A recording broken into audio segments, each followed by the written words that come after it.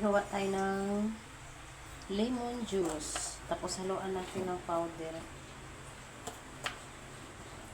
Sariwa to, bagong kitas.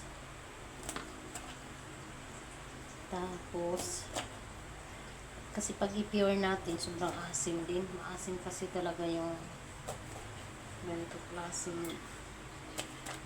lemon. 1 liter lang naman yung tubig. So, ayos na din.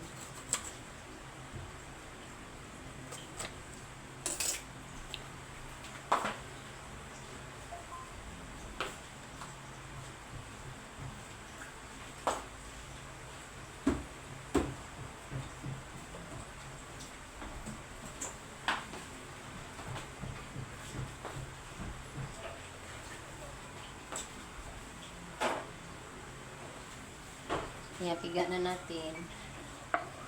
Ganito ako magawa ng juice. Ayan. Tapos yung buto, kukunin lang yung buto. Sarap nito.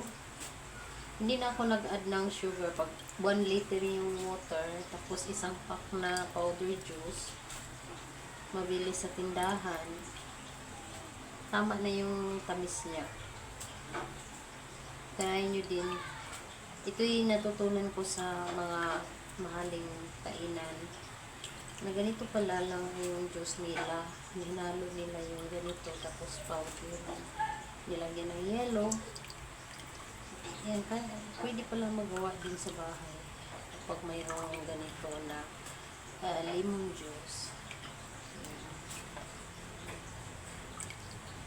Tapos tanggalin yung buto. Kasi yung buto talaga ay tawag nito, hindi isali.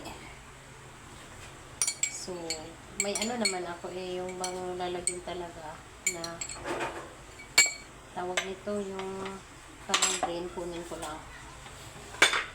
So, may yellow na to yung ating jar.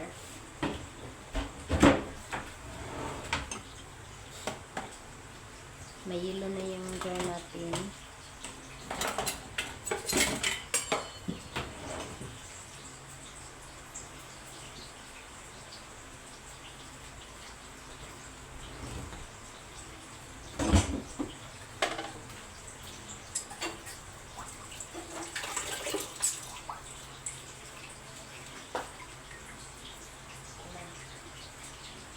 Tapos isalang na natin yung yellow dito sa juice dito sa ano.